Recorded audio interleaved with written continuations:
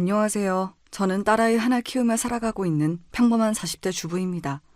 하나 있는 아이임에도 불구하고 막 사춘기에 접어든 아이인지라 손 갈 곳이 한두 군데가 아닌 탓에 아주 바쁘게 살고 있는 서툰 엄마이기도 하죠. 그러다 보니 결혼 전에는 자주 만나던 친구들도 이젠 특별한 행사가 없으면 얼굴 보기가 쉽지 않아요. 결혼해서 아이 키우시는 분들이시라면 아마 다들 공감하시겠죠? 사정이 이렇다 보니 비록 서로 얼굴은 모르더라도 누구보다 내밀한 속 이야기까지 공유할 수 있는 이곳 사연들이 참 친근하게 느껴집니다. 저 역시 결혼해서 살면서 겪은 이야기들을 모두 토해내자면 책 한 권으로도 부족함을 느낄 테지만 아무래도 제 속사정이다 보니 털어놓을 곳이 마땅치가 않았어요. 사실 남들 들려주기에 그렇게 유쾌한 일도 아니거든요. 그래서 오늘은 그동안 여러분들 귀한 사연 많이 내어주셨던 바로 이곳에서 제 이야기를 한번 털어놓아 볼까 합니다.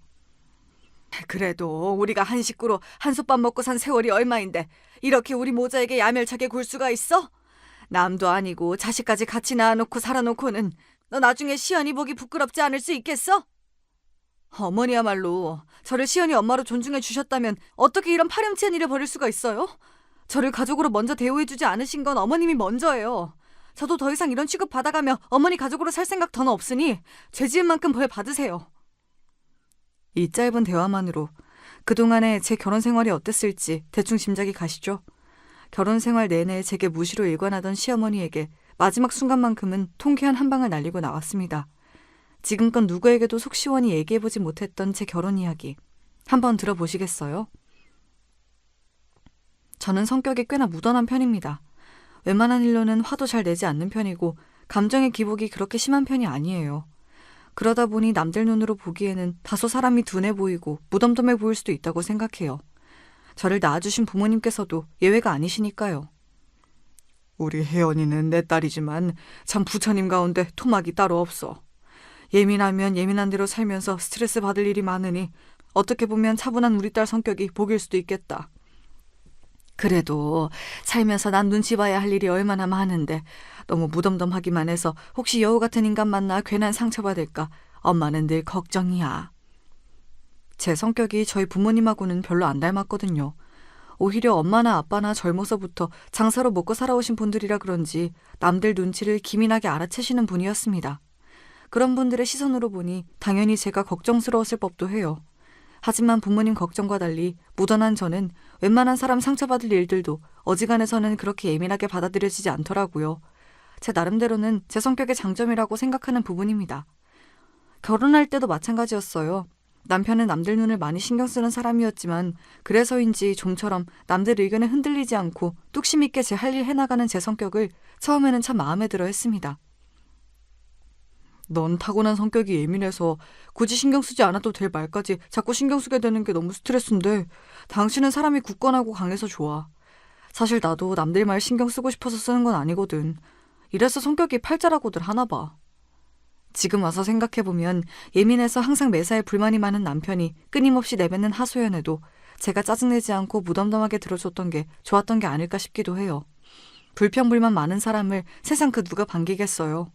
일부러 의식하고 조심해야 할 사람 앞에서 말을 가리는 게 아니면 툭하면 입에서 미운 소리가 튀어나오곤 했던 남편이니 마음 깊이 교류할 만한 진정한 친구를 갖기 힘든 건 당연한 일이었습니다. 그런데 무슨 소리를 해도 그저 보살처럼 덤덤하게 들어주는 제가 나타난 거죠. 모르긴 몰라도 그 사람 저 처음 만나고 한동안은 실컷 제 얘기 털어놓느라고 적잖이 신이 났을 겁니다. 그런 단점이 있긴 했지만 예민한 사람답게 주위 사람 기분의 흐름을 예민하게 눈치채고 행동하는 센스 있는 점이나 기본적으로 사람 대하는데 싹싹한 모습 등 장점이 없는 사람은 아니었어요. 특히나 저랑은 성격이 거의 정반대에 가까웠기 때문에 남편의 그런 장점들은 제게는 없는 부분이나 마찬가지여서 그런 점들이 더 크게 다가왔던 것 같기도 합니다. 그리고 그 사람 하는 일이 영업이었어요. 별의별 사람들을 다 만나면서 생각지도 못하게 마음 상하는 일도 많고 사건 사고가 많을 만한 일을 하다 보니 저도 스트레스 받을 일이 많겠지 싶었습니다. 가뜩이나 성격도 저리 예민한데 먹고 살자고 성격에 맞지 않는 일임에도 저리 열심히 한다는 것도 그때는 성실함의 증거라고 생각했습니다. 마침 결혼 정년기이기도 했고 사람이 부족한 부분은 서로 채워가면서 하는 거지 생각하며 그 사람의 청원을 받아들였습니다. 저희 부모님은 처음에 제 남편을 퍽 마음에 들어 하셨어요. 아무래도 제가 말수가 적고 성격이 좀 무뚝뚝한 편이다 보니까 반대로 첫 만남부터 제 친정 부모님께 싹싹하게 구는 남편이 예뻐 보이셨던 모양입니다. 제 위로 오빠가 한 명 있긴 한데 오빠는 제 성격처럼 이렇게까지 무던한 편은 아니어도 말수가 적고 무뚝뚝하긴 매한가지였거든요. 우리 혜연이가 참 차분하고 진중하고 다른 건 다 좋은데 제 성격이 무딘 편이다 보니까 주변 사람들 감정 헤아리는 데 있어서 좀 부족한 부분이 있거든. 그런 부분을 우리 최서방이 잘 감싸 안아줄 수 있을 것 같아서 나는 이제야 좀 마음에 안심이 되네. 제가 밖에서 있었던 일로 기분이 예민해지거나 속상한 일이 있을 때에도 혜연이가 참 넓은 아량으로 저를 잘 품어주거든요. 저도 이렇게 제 모자란 부분까지 타박하지 않고 잘 감싸 안아주는 혜연이 만난 게 참 제 복인 것 같아요. 저희 서로 부족한 부분 함께 채워주면서 잘 살겠습니다. 제 부모님 앞에서 저를 축혀 세워주면서 기분을 맞춰주는 남편을 보니 저도 마음이 흡족해졌습니다. 저 사람 말 맞다나 참 다른 우리 두 사람이 만났으니 서로에게 부족한 부분은 다른 한 사람이 채워가며 무던하게 잘 살 수 있으리라 그렇게 생각했습니다. 시댁과의 첫 대면도 그리 나쁘진 않은 편이었습니다. 단 한 사람, 저희 시어머니만 빼고 말입니다.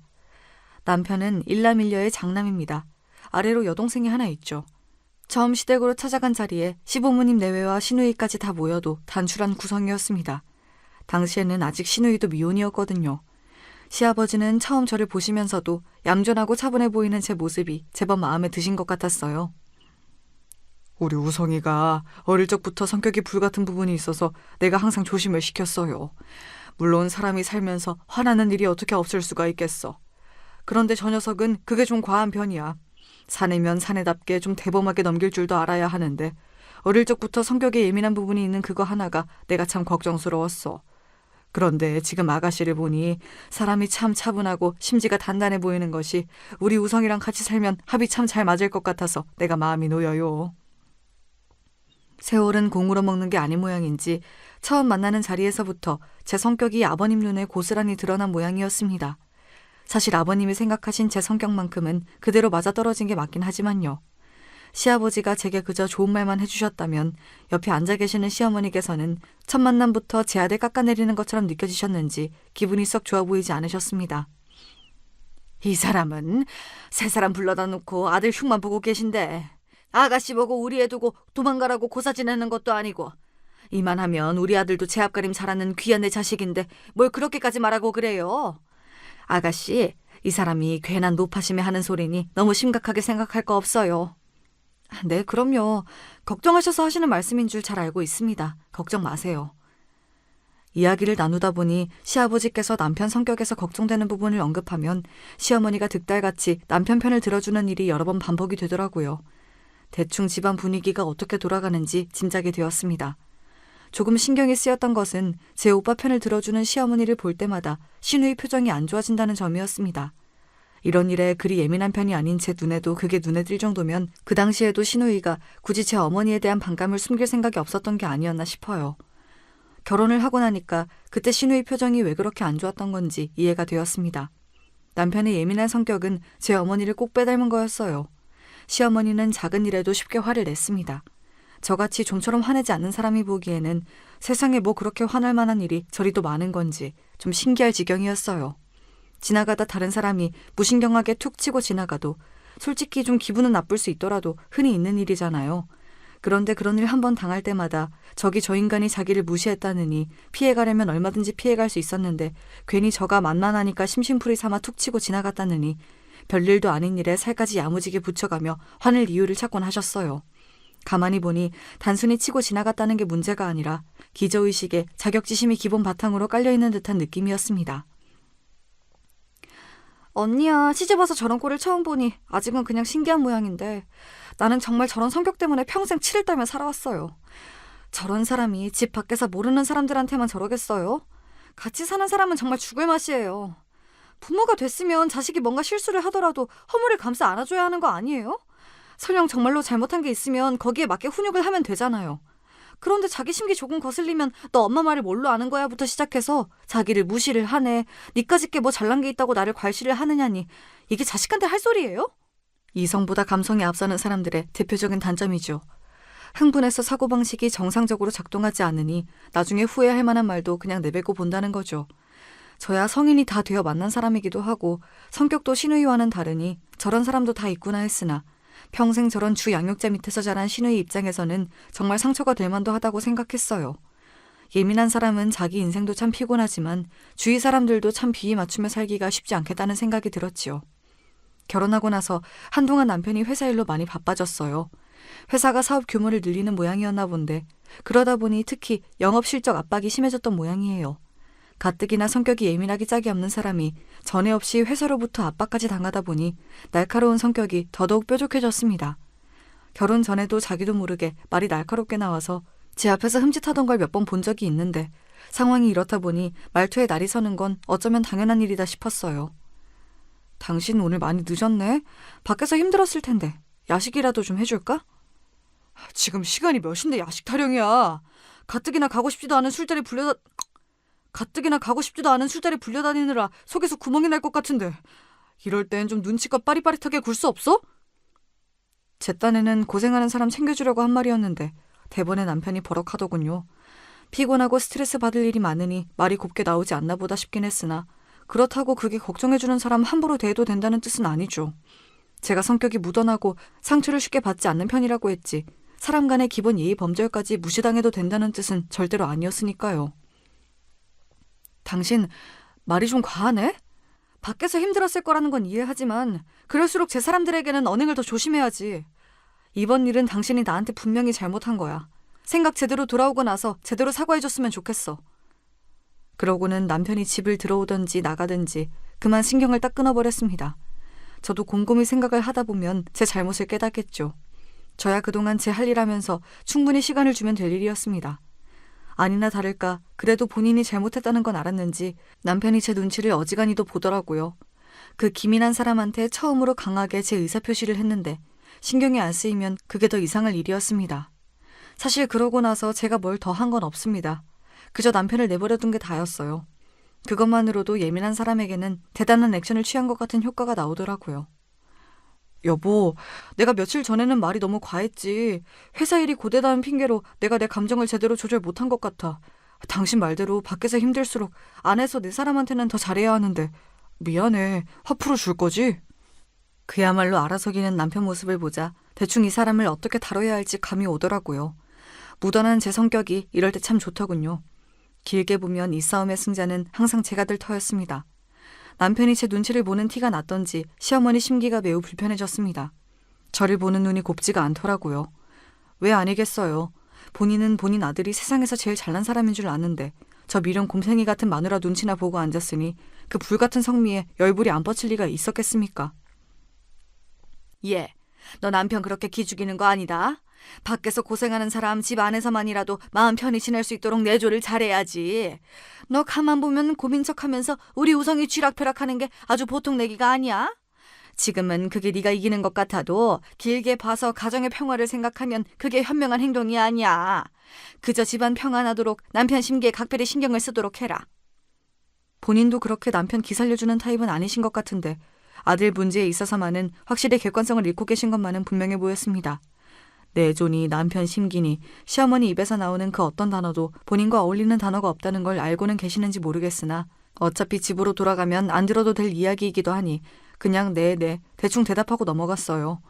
자기 성격 같으면 혼자서 쌓아도 10대 번은 감정을 쌓을 만한 일인데 정작 당하는 제 반응이 저렇게 심드렁하니 그건 또 그것대로 시어머니 열불을 터지게 만드는 것 같기도 했습니다. 그러나 시어머니 감정은 시어머니 소관이지 제가 어떻게 할 수 있는 건 아니지 않습니까? 매번 저렇게 열내시는 것도 정신 건강에 참 안 좋을 텐데 생각하면서 그 일 역시 무난하게 넘겼어요. 결혼하고 3년 좀 지났을 무렵 저희 부부에게도 귀한 새 생명이 찾아왔습니다. 저희 딸아이인 시연이가 태어난 거예요. 집안의 첫 손자이다 보니 모두 기쁜 마음으로 반겨준 아이였습니다.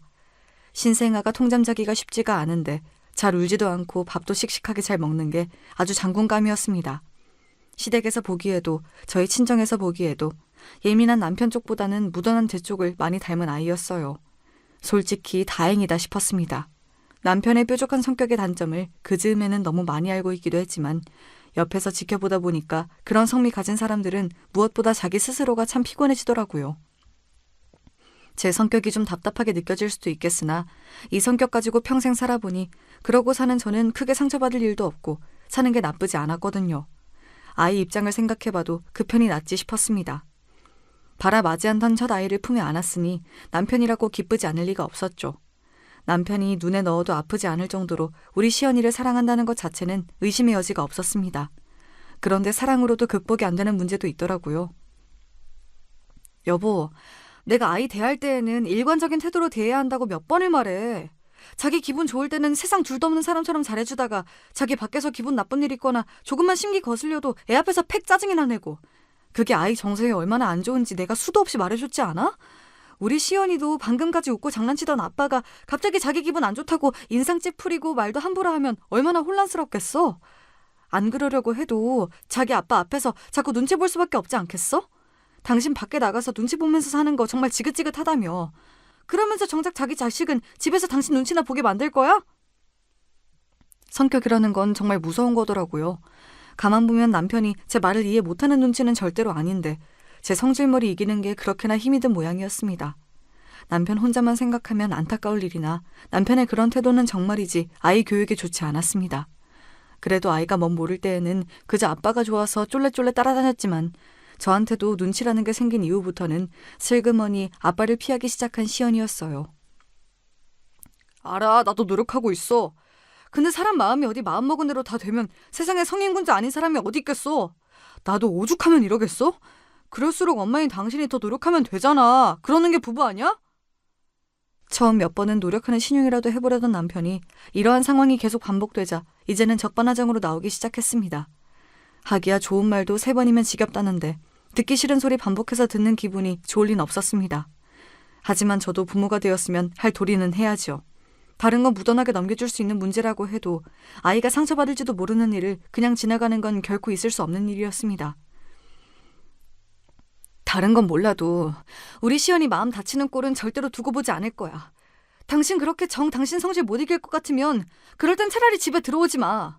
밖에 나가서 풀 거 다 풀고 애한테 아빠로서 제대로 대할 수 있을 때 그때 마음 갈무리하고 집으로 들어와. 나 이것만큼은 절대 양보 못하니까 그런 줄 알아. 정말로 이 문제만큼은 손톱만큼도 져줄 생각이 없었습니다. 당연한 거 아닙니까? 본인 성질머리가 그러면 애 앞에서 더 조심을 할 생각을 해야지.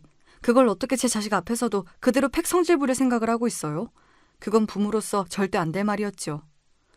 그렇게 쫓겨났다고도 아니라고도 하기 애매한 때에 그 사람이 갈 만한 데가 어디 있겠어요. 결국은 또 제 모친한테 갔겠지요. 성격 똑 닮은 모자이니 서로 제욕하다 보면 시간은 잘 갈 터였습니다. 가뜩이나 본인이 살살 긁어도 넘어올 기미가 없는 저였는데 제 귀한 아들까지 내쳤다고 하니 시어머니가 또 파르륵거리더군요.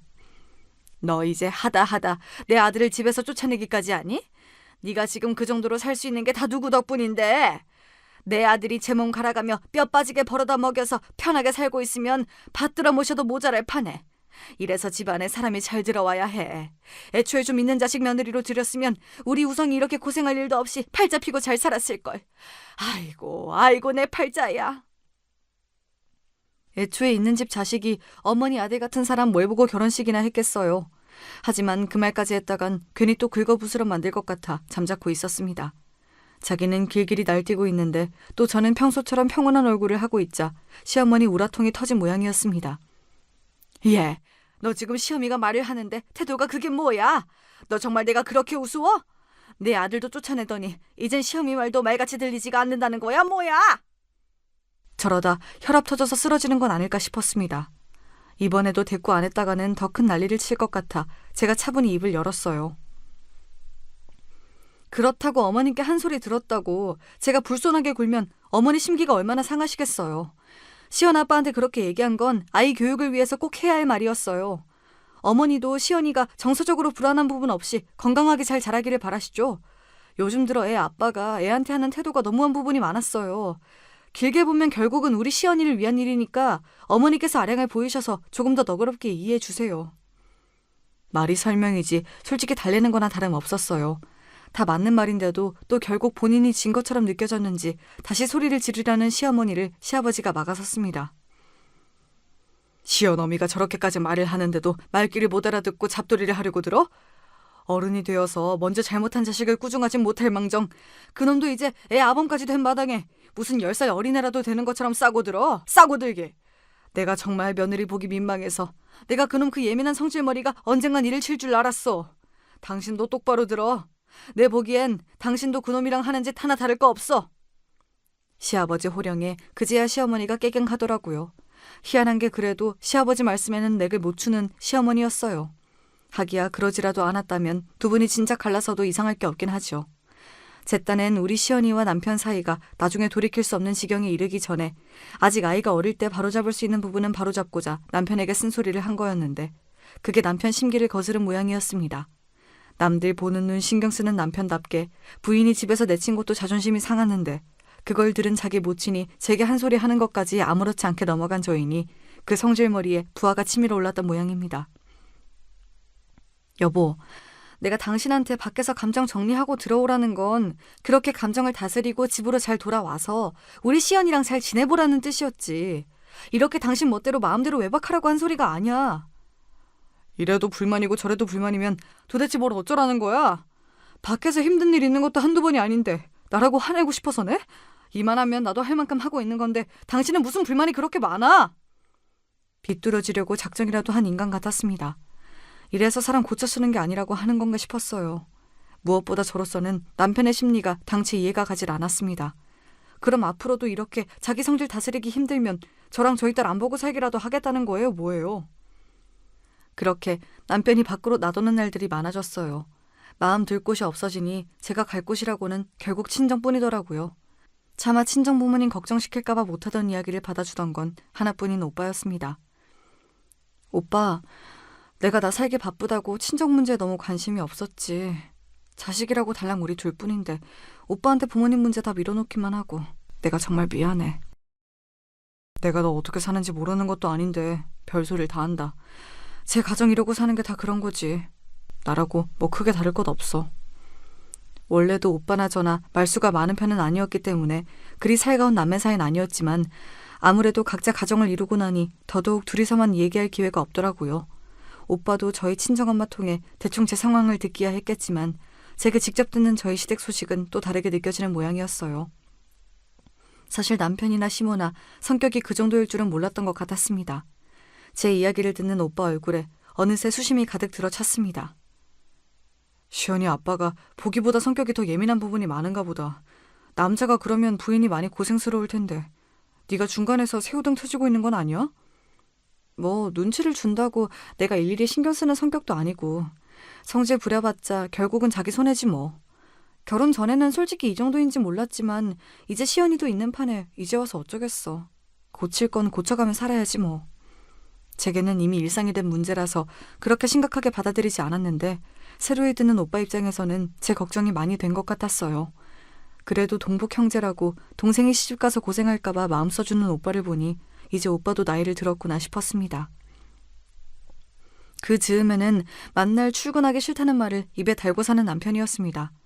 원래도 영업직을 좋아하는 편은 아니었습니다만 당장 내일이라도 회사 때려치우고 말겠다는 기세로 진저리를 치는 남편을 보면서 솔직히 좀 걱정스러웠습니다. 정 그 일이 하기 싫으면 다른 제대로 된 일자리라도 미리 구해놓던가 영업한답시고 만든 이맥들이랑 술 마시는 것 말고 딱히 다른 자기 개발을 하고 있지도 않은데 이직이 쉬울 리가 없었으니까요. 요새 같으면 다 때려치우고 장사나 하면서 살면 속이 편하겠어. 나도 이제 슬슬 나이는 먹고 가는데 언제까지 남의 밑에서 싫은 소리 들어가며 쫓아다닐 수도 없고. 장사라고 뭐 쉬워? 먹고 사는 일이야 뭐 하나 쉬운 일이 없다지만 그래도 회사에서 월급 타서 사는 게 제일 낫지. 그나마 지금은 회사라는 울타리라도 있으니까 꼬박꼬박 월급이라도 나오지. 장사는 초기 자본금도 많이 드는 데다 꼭 성공하는 보장도 없고. 나는 뭐 꿈도 못 꿔보냐? 아, 어디 돈 넣을 구멍 좀 없나? 없는 놈은 만날 없어서 돈 한 푼에 덜덜 떨면서 살고 내가 자금만 있으면 진짜 못할 일이 없는데 당신 남편이 머리 조아려가며 만나는 사장이란 놈들 알고 보면 별거 없어. 저런 놈들도 사장이랍시고 떵떵거리고 사는데 나라고 못할 게 뭐야? 저러다 진짜 헛바람 들까봐 걱정이었습니다. 남자들 사업병이 그렇게 무섭다는데 사업에 돈이 한두 푼 드는 것도 아니고 그것도 다 경력이며 아는 게 있는 사람이나 하는 거지. 평생 월급쟁이로 영업직 일밖에 해본 게 없는 사람이 요새 들어 왜 저렇게 사업 타령인지 모를 일이었어요.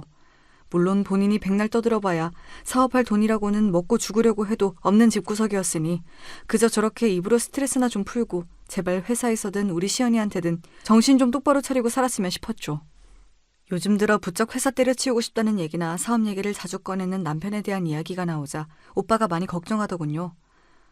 그게 그냥 말로만 끝나야 할 텐데 사업이라는 게 절대로 그렇게 쉽게 생각해서 될 일이 아닌데. 내 말이 그 말이야. 도대체 어디서 무슨 말을 듣고 저런 헛바람이 든 건지 모르겠어. 그래도 자기가 뭘 할 수 있겠어. 사업이라는 게 돈이 어마어마하게 들어간다고 하던데 우리야 그 사람 월급으로 다달이 살기도 빠듯한걸. 저러다 말겠지 뭐. 그 말에 오빠가 마른 침을 꿀꺽 삼켰습니다. 오빠가 목소리를 낮추더니 제게 얘기하더라고요. 실은 나도 최근에 아버지 일을 정리하는 거 도와드리다가 알게 된 건데 아버지께서 우리한테 물려주실 게 좀 있으신가 봐. 부모님 아직 정정하시니 조만간 무슨 일이 있지 않겠지. 하지만 네 말대로 지금이야 어디 비빌 데가 없으니 그저 말뿐이라고 해도 생각지도 못한 목돈이 너한테 생겼다는 말 들으면 어떻게 반응할지 몰라. 사람이라는 게 돈 앞에서는 어떻게 나올지 알 수가 없더라. 내가 이런 말 한다고 너무 서운하게 생각하지 말고 오빠로서 혹시나 하는 노파심에 하는 말이니까 조심은 해두는 게 좋을 것 같아서. 저희 친정 부모님이 두 분 노후 준비가 되어 있으시다는 건 알았는데 저희 남매한테까지 유산으로 돌아올 만한 재산이 있는 줄은 몰랐습니다. 얘기 들어보니 그동안 오빠도 몰랐던 것 같고요. 평범한 중산층 가정에서 자란 저희이니 당연히 그렇게 생각할 법했어요. 저희 친정 부모님도 다 키운 자식들에게 경제적으로 기대지 않으셨고 그건 저희 역시 마찬가지였거든요. 몰랐던 소식을 들어서 조금 놀라긴 했으나 오빠 말에 기분이 나쁘진 않았습니다. 그동안 제가 들은 남편과 시어머니 이야기를 종합해보면 오빠가 저런 결론을 내리는 것도 무리는 않을 테니까요. 거기다 오빠 걱정에 타당한 부분도 있었죠. 제가 부모님께 얼마나 받을 수 있을지는 알 수 없더라도 가뜩이나 회사 관두고 싶다는 말을 달고 사는데 제 주머니에 돈이라도 들어오면 과연 그 앞에서 남편이 평정심을 유지할 수 있을지 당장 저조차도 의심스러웠으니까요. 오빠와 그런 이야기를 주고받을 때까지만 하더라도 유산에 대한 이야기를 전혀 실감하지 못했어요. 친정 아버지께서 그렇게 갑작스럽게 떠나실 줄 알았더라면 아버지 얼굴 한 번이라도 더 뵈러 갔어야 하는 건데 하나뿐인 딸로서 부족함이 많았던 것 같아 가슴이 많이 아팠습니다. 정말이지 상상도 하지 못했던 비극적인 사고였습니다.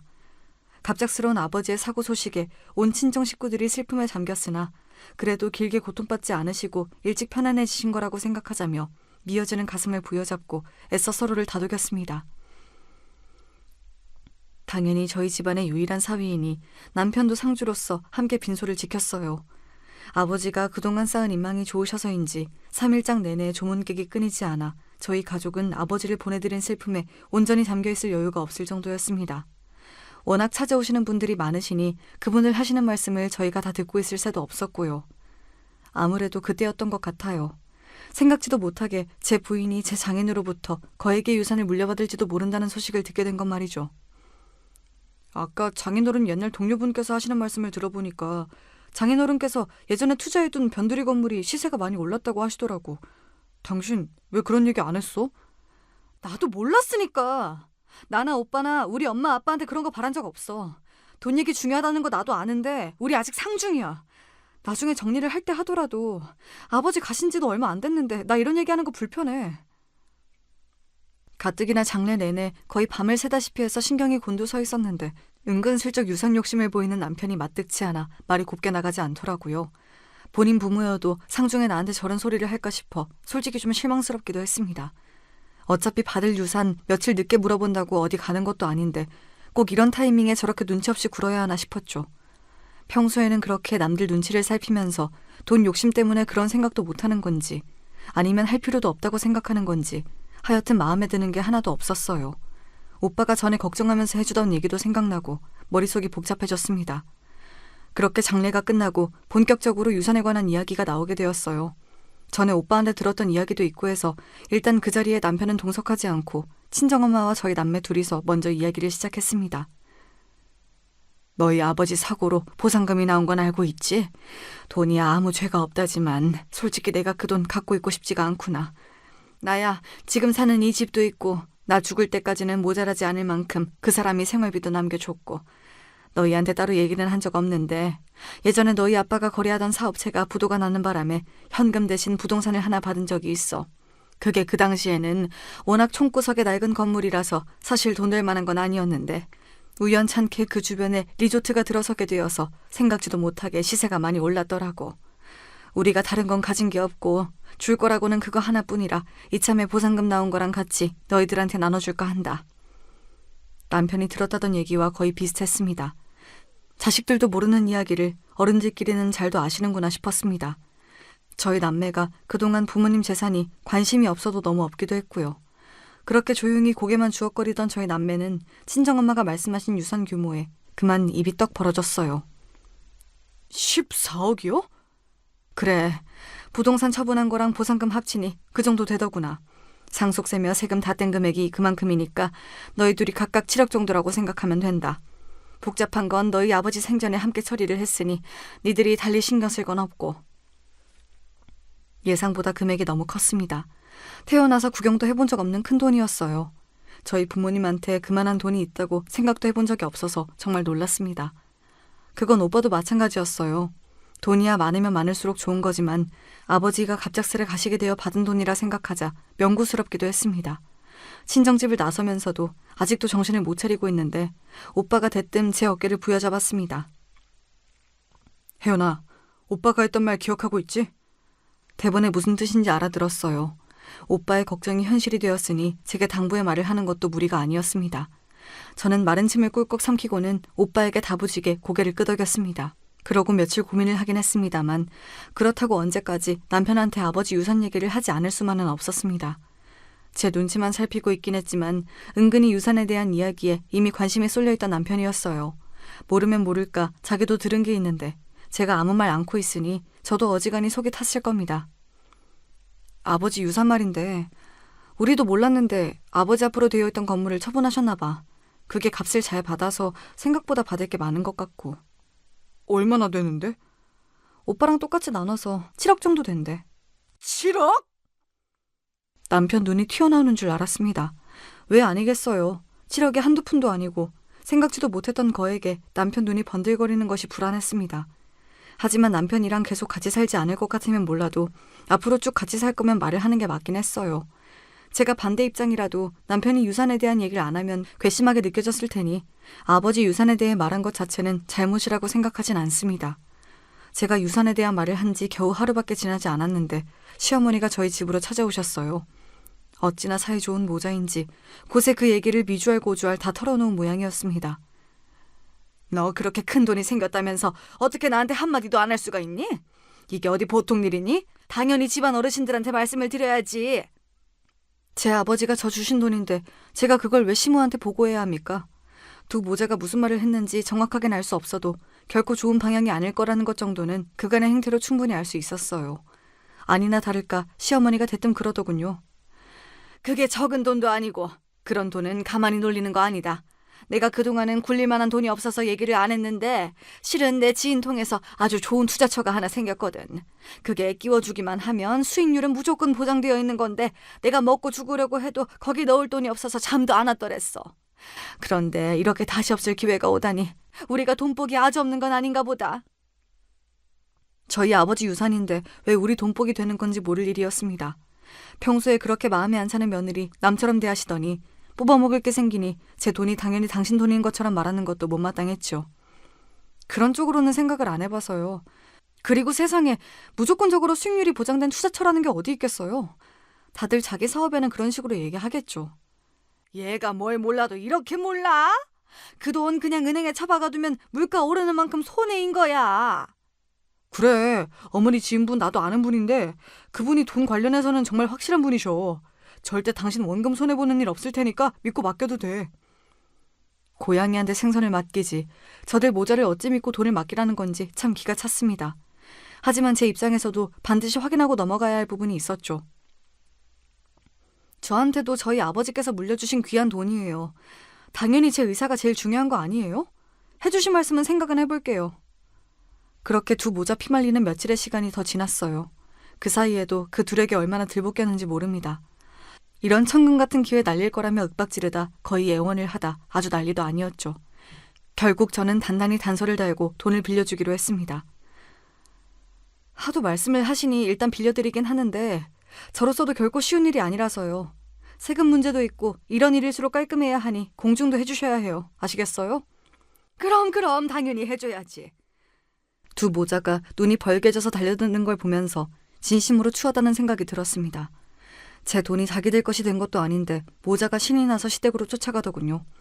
이제는 당연하게 제 마누라와 자식 둔 집이 아니라 시댁에 들락거리는 남편이었습니다. 그렇게 송금을 하고 다음날 시댁으로 찾아갔습니다. 약속하신 공증 받으러 왔어요. 서류 준비해 주신다고 하셨죠? 당연한 요구를 하는 저를 보는 시어머니 표정이 가소로웠습니다. 어제까지 제 돈 빌리겠다며 비굴하게 굽신거리는 모습은 온데간데 없었죠.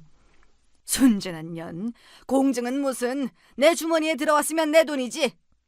다시 생각해도 참 기가 막힌 소리였습니다. 무슨 소리를 하시는 거예요? 우리 아버지가 저 주신 유산인데 그게 어떻게 어머니 돈이 돼요? 말 같지 않은 소리 말고 하기로 한 공증이나 하세요. 당신 그게 시어머니한테 무슨 말버릇이야? 어른 무서운 줄을 모르고? 니놈이야말로 남의 돈 무서운 줄 모르고 이게 뭐하는 짓이야? 너 시어머니한테 부끄럽지도 않아? 내가 너 그렇게 내 아들 가르치려 드는 꼴 그동안 얼마나 보기 싫었는 줄 알아? 이제 너한테는 더 볼 일 없으니까 더는 내 아들 기죽이지 말고 그만 이혼해. 뭐 저딴 인간이 다 있습니까? 바로 전날 저한테서 제 아버지 유산을 몽땅 뜯어놓고는 다음날 이혼 통보를 해요? 저게 사람 새끼입니까? 제 어미 뒤에서 의기양양한 표정을 짓고 있는 남편놈 머리털을 몽땅 뽑아버리고 싶었습니다. 그래, 나도 이런 거지 같은 사기꾼 집안 것들이랑 더러워서 못 살겠다. 잘 됐네. 시연이는 우리가 잘 키울 테니 너는 이혼 도장이나 얼른 찍으렴. 시연이를 댁들이 왜 키워? 당신네들은 곧 감옥 갈 텐데. 제가 두 모자를 한 건 약올리며 내뱉자 둘 표정이 멍청해지더군요. 저는 시어미 면상에 준비해온 서류를 집어 던졌습니다. 시무와 남편놈이 피고로 기재된 사기죄 고소장이었습니다. 내가 이걸 쓰면서도 설마 했는데 설마 니들이 이렇게나 사람 새끼가 아닐 거라고는 미처 생각을 못했구나. 제가 오빠한테 들은 소리가 있는데 아무 생각 없이 저것들한테 돈을 내줬겠어요. 좋은 투자처가 있다며 돈 빌려달랄 때부터 공증 약속을 받아내기까지 모든 대화는 이미 녹음되어 있었습니다. 저것들이 제 돈을 떼먹으려는 정황은 확실했지만 실질적인 금전적 피해가 없으면 사기죄 입증이 안 된다고 하더라고요. 그런데 제가 시모 계좌로 돈을 입금한 기록이 있으니 이제 명백하게 사기죄가 성립된 거였죠. 제게 돈 뜯어내겠다고 두 모자가 난리를 치는 며칠간 저도 만반의 준비를 하느라 꽤 바빴거든요. 내가 거지 같은 너희 모자 뭘 믿고 그 거금을 주겠어. 이 쓰레기 같은 것들. 도대체 무식도 정도 것이지. 내가 녹음을 안 했다 치더라도 그 큰 돈이 오간 기록이 있는데 판검사들이 바본 줄 알아? 당연히 나한테 돌려줘야 할 돈이라고 하겠지. 니들 주제에 구경도 못할 큰 돈 있다고 하니까 눈이 횟가닥해서 똥오줌도 못 가린 모양인데 제 자식, 제 손자 키워주는 사람 뒤통수를 쳐도 이따위로 쳐? 그것도 아버지 비명에 가신 지 며칠이나 됐다고. 니들이 그러고도 사람 새끼야? 내가 이것들 버르장머리를 고치고 말 테니까 감방에서 아주 비참하게 한번 살아봐. 그제야 일이 잘못 돌아가도 단단히 잘못 돌아가는구나 싶었던지 남편놈이 다짜고짜 무릎을 꿇고 제 바지가랑이를 부여잡았습니다. 여보, 내가 잠깐 돌았나 봐. 나는 엄마가 목돈 벌 기회가 있다고 하길래 우리 시연이랑 당신 생각해서 그런 거였어. 씨알도 안 먹힐 소리에 놈싸대기를 있는 힘껏 내리쳤습니다. 우리 아빠 유산 다 빼먹고 이혼하란 네 어미 소리에 팔짱이나 끼고 있던 놈이 어디서 입에 침도 안 바르고 거짓말이야. 너 같은 사기꾼 새끼랑 절대 우리 시연이 같이 못 끼워. 너 그간 아비노릇 제대로 안 한 거, 밖으로 나돌면서 양육 의무라고는 쥐똥도 이행 안 한 거 다 이혼 사유니까 네 놈이 그리 원하는 대로 유책 배우자로 걸고 소송해 주마. 그거 아니더라도 전과자 사기꾼 아비한테 친권이고 양육권이고 꿈도 못 꾸겠지만 네 놈 면접 교섭권도 다 박탈될 테니 우리 모녀 앞에 나타날 생각 마. 여보, 잘못했어, 여보. 감옥이라니. 겨우 하루 통장에 돈 넣어놓은 건데 감옥은 무슨 감옥이야. 난 감옥 못 가. 어디 판사 앞에서도 그렇게 씨부려 보시던가. 더러운 인연 먼저 끊어주겠다니 내 속이 다 시원하다. 말년에 아주 좋은 꼴 보시겠네. 제가 아무리 부처님 가운데 토막이라도 제 친정아버지 목숨까지 포함된 유산까지 가로채서 저를 기만하려던 범죄자까지 용서해줄 수 있는 등신은 아니었습니다. 이미 제 아버지 교통사고 사망금을 눈독 들였던 그 시점에서 남편에 대한 기대치는 모조리 사라졌으니까요. 그런 인간을 아비로 두느니 차라리 아빠 없이 키우는 게 우리 시연이 미래를 생각해도 맞는 일이었어요. 사기 피해 금액이 7억 원이나 되었으니 두 사람 죄질이 결코 가볍지 않았습니다. 우리나라 경제사범 형량이 높은 편이 아니라서 초범인 두 사람이 정말로 감옥살이를 하진 않았으나 둘 다 꽤 오랜 시간 구치소에서 고생해야 했어요. 물론 전 시모에게 돈을 송금하자마자 동결 신청을 했기에 7억은 고스란히 돌려받을 수 있었습니다. 그 둘이 구치소에서 모진 고초를 겪는 동안 이혼 소송도 전적으로 제게 유리한 방향으로 마무리되었습니다. 당연히 시연이 친권과 양육권도 제게 돌아왔습니다. 말할 것도 없이 전 남편과 전 시모의 면접 교섭권은 박탈되었어요. 뒤늦게 제 부인과 아들 만행을 듣게 된 전 시아버지가 눈물로 제게 읍소했으나 제 마음을 돌릴 순 없었습니다. 그저 가끔 우리 딸 얼굴 보여드리는 게 제가 베풀 수 있는 최대한의 인정이었어요. 뒤늦게 소식을 전해들은 시누이 또한 경악했으나 그 둘에 대한 동정심은 찾아볼 수 없더군요. 솔직히 놀랍지도 않네요. 언니가 고생 많았어요. 이제 그런 거지 같은 인간들이랑 엮이지 말고 언니도 언니 인생 살아요. 그렇게 오래 구치소 신세를 졌는데 전과가 없다 한들 그 두 사람 남은 인생이 평탄할 리가 없었습니다. 전 남편은 직장에서 해고되었습니다. 그렇게 다니기 싫다고 연부를 외던 직장인이 뭐 잘된 일이네요. 전 시모야 더했죠. 아줌마들이 얼마나 소문에 민감한데 구치소 신세까지 진 노인네를 저들 사이에 끼워주겠어요. 집 밖에서 얼굴도 들고 다니지 못하니 집구석에 처박혀 폐인처럼 산다는 소식은 전해 들었습니다. 제게 경고를 하면서도 설마 동생이 이렇게 참담한 일까지 겪게 될 줄은 몰랐던지 잘못한 거 하나 없는 저희 친정오빠가 제 얼굴을 못 보더라고요. 오빠 아니면 정말 험한 일을 당할 뻔했다며 그저 고맙다고 서로를 다독여 주었어요. 친정엄마도 괘씸한 전남편 모자의 행태에 분기탱찬하셨으나 그런 인간 쓰레기들 딸과 손녀 앞에서 치워버린 것만으로도 잘했다며 제 이혼을 전적으로 지지해 주셨습니다. 그렇게 전남편과의 인연은 완전히 끝이 났어요. 어떻게 제 자식 키우는 사람을 상대로 철천지 원수에게도 못할 그런 극악무도한 행동을 벌인 건지 지금으로서도 이해가 되지 않습니다. 이제 완전히 남이니 그런 인간을 이해하고 말고도 할 것 없지만요. 아이를 불안하게 만들던 아비가 곁에 없어서인지 시연이도 정서적으로 빠르게 안정을 찾아갔습니다. 항상 제 엄마를 첫 번째로 생각해주는 사랑스러운 엄마 껌딱지 딸이에요. 그래, 나한테는 우리 시연이만 있으면 된다. 그 마음으로 두 모녀가 오순도순 살아가고 있습니다. 그렇게 오늘도 저희 두 사람의 소중한 하루하루가 쌓여가고 있어요. 결국 파국으로 끝난 저의 결혼 생활 이야기는 이쯤에서 마무리할까 합니다. 속 이야기를 다 털어놓고 나니 조금 가벼워진 것도 같네요. 누구에게도 쉽게 말할 수 없었던 이야기 끝까지 함께 해주신 여러분 정말 감사합니다.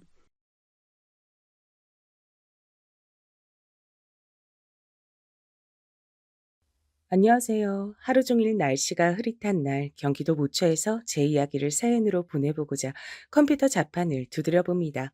겉으론 그저 평범하게 나이든 아줌마에 지나지 않아 보이는 저에게도 나름의 사연이란 게 있었죠. 어쩌다가 남편하고 인연이다 결혼까지 하게 됐고 저는 당시 20대 중반의 나이에 집안 형편도 어렵고 가방 끈도 짧고 배운 기술이 있는 것도 아니었으니 주변에서 온통 적절한 때에 시집 잘 갔다는 소리만 들었습니다. 그래서 저도 그런 줄로만 생각했고 기쁨 속에서 결혼 생활을 시작했던 것 같아요. 남편은 성격이 좀 변덕스러워서 맞추기가 여간 까다로운 것이 아니었으나 감내할 만은 했습니다. 결혼을 했다고 해서 제가 일을 아예 안 다닌 것은 아니었기 때문에 작은 사무실에 출퇴근을 하면서 남는 시간에 집안 살림을 하고 시댁에 들러서 며느리 노릇을 다 하고 그렇게 지냈죠. 고단하긴 해도 모든 게 괜찮았습니다. 계속해서 뱃속에 아이가 안 들어서는 게 문제로 여겨지기 전까지만 그랬어요. 결혼하고 나서 3년이 지날 무렵부터 아이 소식이 아직도 없다는 것을 시댁 측에서 이상하게 여기기 시작했습니다. 그러면서 절 향한 멸시, hir난, 구박이 시작됐던 것 같아요. 저도 답답해서 미칠 노릇이었습니다. 제발 뱃속에 아이가 찾아왔으면 한다고 매일 밤마다 빌었지만 한 번도 소식이 없었어요. 당시에 제가 느끼기에 남들은 결혼 3년째 아직 아이가 없는 경우는 생겼다가 유산한 경우밖에 없던데 전 그런 것조차 없었으니 이루 말할 수 없이 속상했습니다. 누구보다 당사자인 제가 가장 속상했지만 시댁 식구들은 절 향해 아이도 못 갖는 주제에 끈질기게 며느리 자리만 지키면서 버텨대든 철면피라고 그렇게 부르며 손가락질을 했습니다. 여보, 남들은 별로 어렵지 않게 갖는 게 이세 같던데 왜 우리 부부한텐 아직도 소식이 없을까요? 글쎄, 삼신 할망구가 우리 집을 못 찾아오나 보네. 길치가 따로 없어.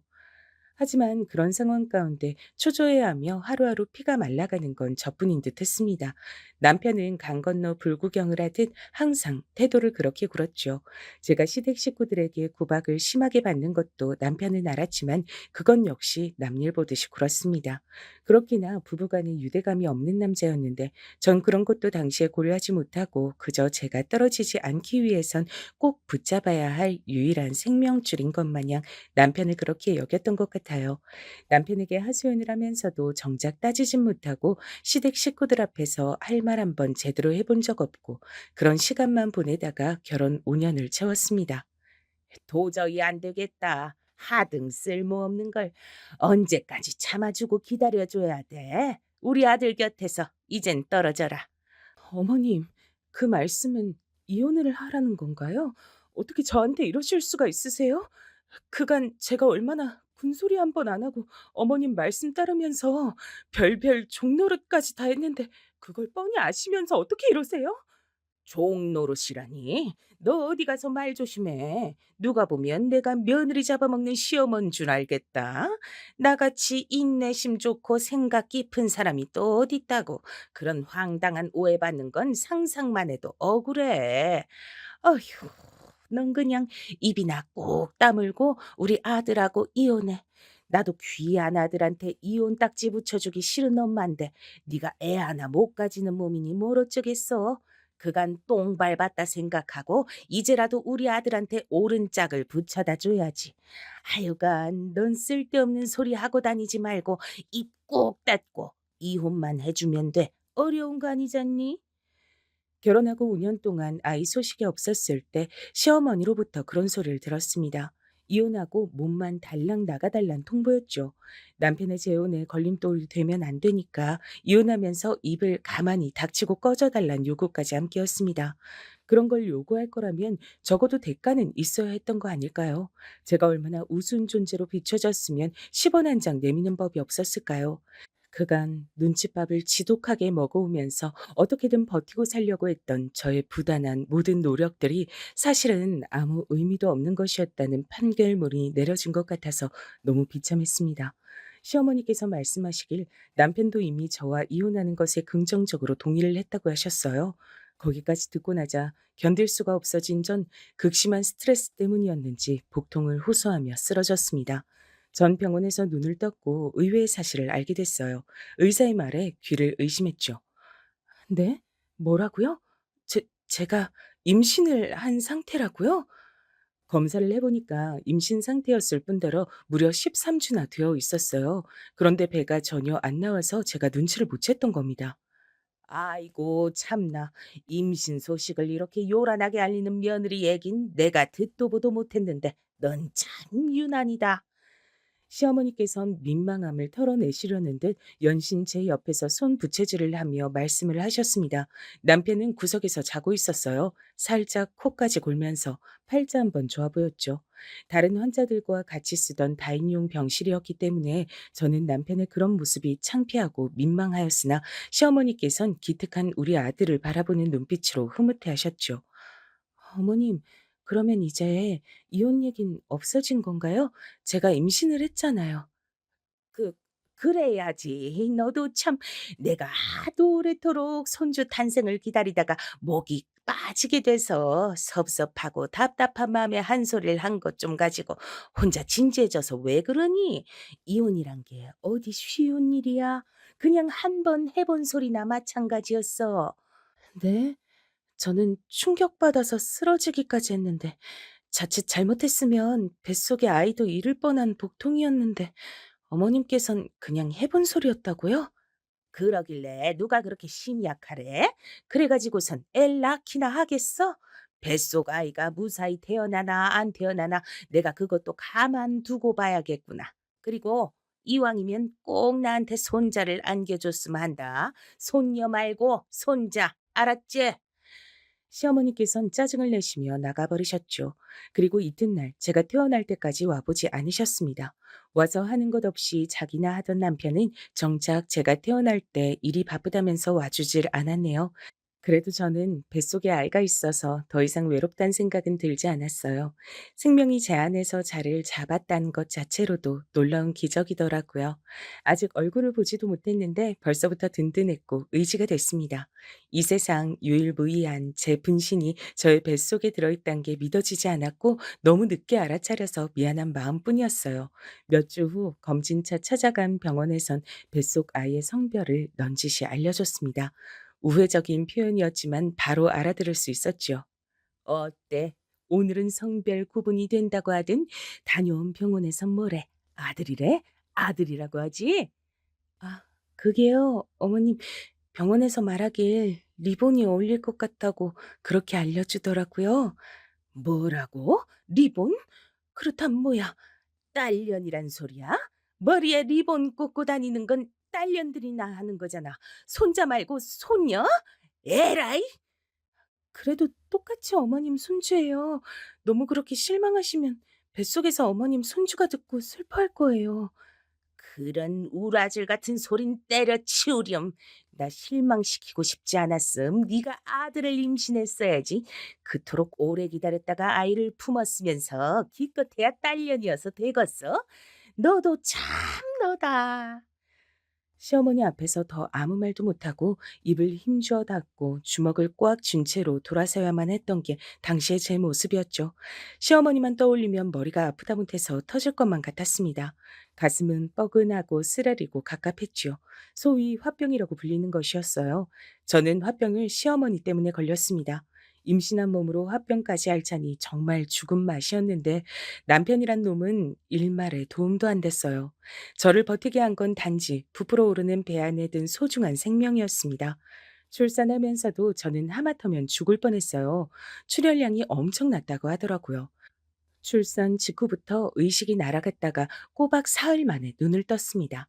사람이 죽다 살아났는데도 안 죽을 줄 알았다, 살았음 됐지 정도의 반응이나 보이던 시댁 식구들과 남편, 그 누구도 저를 위해 눈물 한 방울 흘려주지 않았더라고요. 하지만 세상에 태어나서 손가락을 꼬물거리던 귀여운 제 아기를 본 순간 온갖 부정적인 감정이 다 날아가는 듯한 기분이 들었습니다. 제 딸 수정이는 존재만으로도 절 힘나게 하는 아이였습니다. 아들이 아니면 뭐 어떤가 싶었어요. 저도 어차피 딸로 태어나 살아본 적밖에 없었으니 같은 여자로서 수정이와 잘 통하는 모녀 관계가 될 것 같았습니다. 애지중지 길렀어요. 절 향해 배시시 미소를 짓는 수정이를 보면 세상의 모든 근심이 씻겨 내려가는 듯 했습니다. 그리고 수정이는 아기 때의 얼굴이 친탁을 한 외모였어요. 시어머니께서 의심의 여지 없이 당신의 친손녀라고 인정하실 수밖에 없었을 정도였습니다. 얼굴이 시댁 식구들과 완전히 똑같은 계열이었거든요. 그 덕분에 시어머니께선 농담으로라도 수정이가 당신의 친손녀가 아닐지도 모른다는 가설을 제기하지 못하셨습니다. 이래서 시도둑은 못한다는 말이 나왔나 보더라고요. 얼굴은 신기할 정도로 친탁을 했지만 그 외에는 전부 그렇지 않았어요. 수정이는 그 어느 쪽도 닮지 않았고 자기만의 독자적인 성향을 구축해가는 아이였습니다. 수정이가 초등학생 때부터 이미 제가 심적으로 의지를 많이 했으니 얼마나 똑부러지고 영민한 아이였는지 두말할 필요도 없겠지요. 전 시어머니께서 수정이에게 이런 말씀을 하셨던 순간이 두고두고 안 잊혀져요. "예, 수정아. 넌 동생 안 갖고 싶으니? 남동생이 있으면 좋을 것 같지? 할미 생각은 그런데 우리 수정이 남동생 안 갖고 싶을까?" 제 쪽을 힐끗 눈짓하면서 그러셨어요.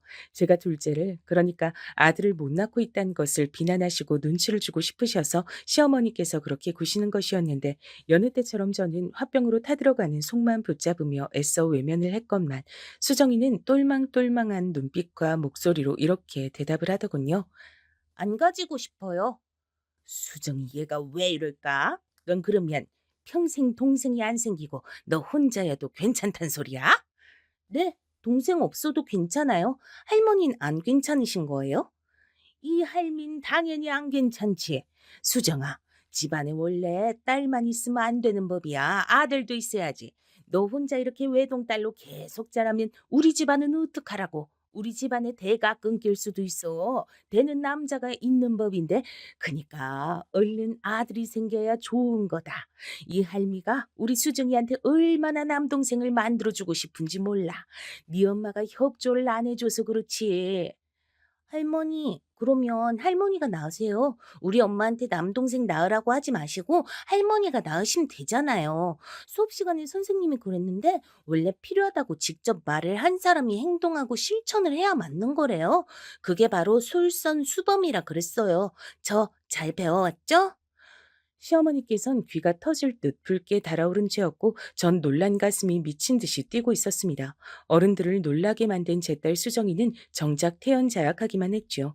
수정이 때문에 저는 놀라는 일의 연속이어서 심장이 남아나질 않았는데 그러면서도 한편으로는 속이 어느 정도 시원해졌던 게 사실이었어요.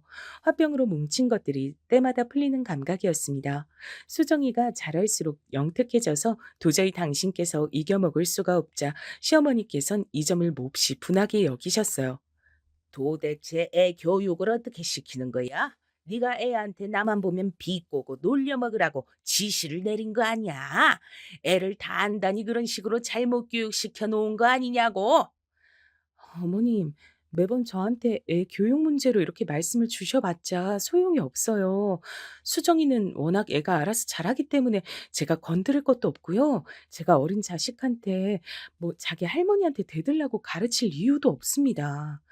그럼 네가 시킨 것도 아닌데 매번 애가 저렇게 나만 보면 어떻게든 날 이겨먹고 내 혼을 쏙 빼놓는다는 게 말이나 돼? 애가 타고나길 저런 거라고? 그렇다면 필시 널 닮아서 저런 것이겠구나. 네가 날 원망하니까 애가 그 점을 빼닮은 채로 태어난 게야. 너랑 반박이니까 당연히 네 책임이지. 저는 어머님께 이만하면 순종적인 며느리로 살아왔다고 생각하는데 아이가 절 닮았다니요. 그건 말도 안 되는 억측이세요. 애가 널 안 닮았음. 그럼 누굴 닮아서 저러는 건데? 설마 우리 아들? 에이, 그건 아니지. 우리 아들은 말주변이 썩 대단치도 않은데. 팔이 한없이 안으로 굽어도 차마 당신의 아들을 똑똑한 달변가라고 포장하시기엔 무리였나 봐요. 시어머니께선 수정이의 청산 유수가 남편은 닮아서 그런 건 절대 아닌 것 같다고 당정 지으셨습니다. 그리곤 끝내 애가 돌연변이 같다고 하셨죠. 시어머니 입장에선 갈수록 통제가 어려워지는 말썽쟁이 돌연변이 수정이가 저에겐 기쁨과 웃음만 안겨주는 존재였어요. 수정아, 자꾸 할머니 곤란하게 만들면 안 돼. 알았지? 왜? 할머니는 엄마를 항상 곤란하게 만들잖아. 그래서 할머니가 무슨 말을 하면 엄마가 곤란한 표정을 짓잖아. 근데 나는 왜 할머니 곤란하게 만들면 안 돼? 그 그건 아무튼 안 돼. 할머니는 집안의 최고 어른이시잖아. 최고 어른이면 모범을 보여야 하는 거 아니야? 책에서 봤는데 윗물이 맑아야 아랫물도 맑은 거래? 저는 어렸을 적에 농담으로라도 똑똑하단 소리를 못 들어본 아이였거든요. 아둔했죠. 착하단 소리는 많이 들어봤지만요. 세미도 약했고 집안 형편 때문에 학교도 대충 다녔다 보니까 글자도 늦게 익혔습니다. 그랬던 저였기에 제가 낳은 딸이지만 너무나도 신기했어요. 이런 영특하다 못해 발칙하게 느껴지는 생명체를 제가 낳았다는 게 믿어지질 않았답니다. 그런 생각으로 멍해진 저의 얼굴을 똑바로 바라보며 수정이가 쐐기를 박았었죠. 아무래도 할머님 맑은 물이 아니고 썩은 물인 것 같아. 그 소리를 듣는데 저도 모르게 웃음이 막 나왔습니다. 소리를 내서 크게 웃어버렸어요. 일방적으로 시달리며 분명한 가불관계 속에 을로지내며 그렇게 보내온 지난 시간들을 제 딸 수정이가 후련하게 보상해 주는 것만 같았습니다. 답답한 자기 엄마를 대신해서 수정이는 언제든 앞으로 나서는 아이였습니다. 마치 하늘에서 절 위에 내려준 천군 만마 같았지요. 멋대가리, 인정머리 하나 없을지라도 남편이랍시고 옆에 착실히 끼고 살았건만 그런 저의 헌신에게 배신을 선사하고서 남편이 바람을 피웠을 적에도 수정이는 철저히 제 편이었습니다. 수정이가 아니었다면 전 억울해서 화병이 폭발하고 말았을 거예요. 남편이 바람을 부인하면서 되려 저를 몰아갔었거든요. 립스틱 자국에 이어서 여자 향수 냄새를 묻혀오더니 이번엔 와이셔츠 안에 웬 여자 머리카락이에요? 여보, 바람 아니라면서요. 아무리 정신을 빼고 살아도 다른 여자랑 붙어먹을 만큼 막장은 아니라면서요. 스스로 그랬잖아요. 처자식 두고 바람을 피울 정도로 최악의 인간은 아니라고. 직접 그런 소리 해놓고서 어떻게 이런 추잡한 증거를 떡하니 묻혀와요? 내가 그렇게 우스운 바보 천치로 보여요? 당신 요즘 갱년기인지 뭐 그런 거야? 나이가 들수록 왜 이렇게 사람이 예민해지고 포악해지고 눈에 뵈는 게 없는 것처럼 울어? 난 대체 왜 셔츠 안에 그런 긴 머리카락이 들어갔는지 모르겠고 난 결백하니까 그렇게나 혼자서 날 바람 피운 놈으로 몰아가고 싶어서 망상하고 싶다면 어디 마음껏 해봐. 그런다고 해서 내 결백함이 사라지는 건 아니니까. 당신은 혼자 망상 실컷 하면 돼. 그런 거 참다가 정신병원 가는 것보단 낫지. 안 그래? 정신병원? 여보, 어떻게 바람을 피운 사람의 입에서 망상이란 소리가 나올 수 있어요? 나한테 조금도 미안하지도 않나 봐. 당신이 그러고도 자식을 둔 애아빠라고 할 수 있어? 의부증 환자가 따로 없네.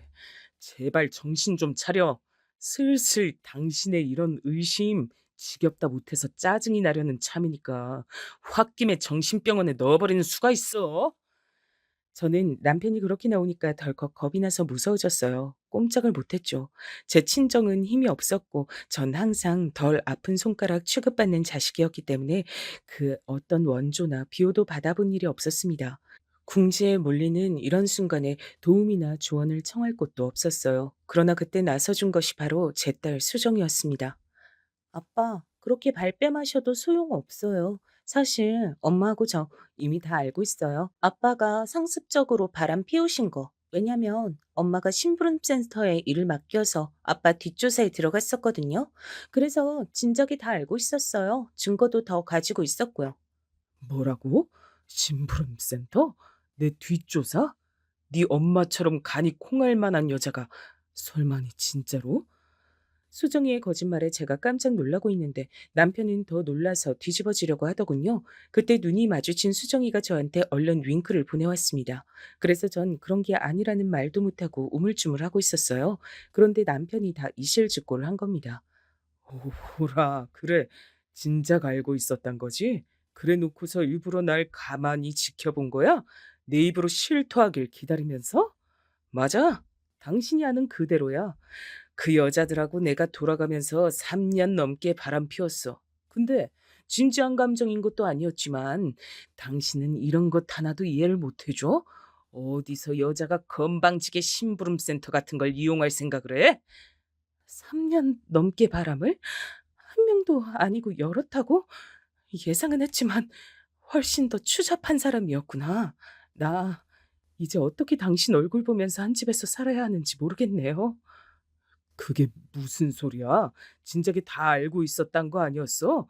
왜 지금 한 것처럼 충격을 받아? 설마 수정이 네가 말을 지어낸 거였어? 이런 괘씸한 것?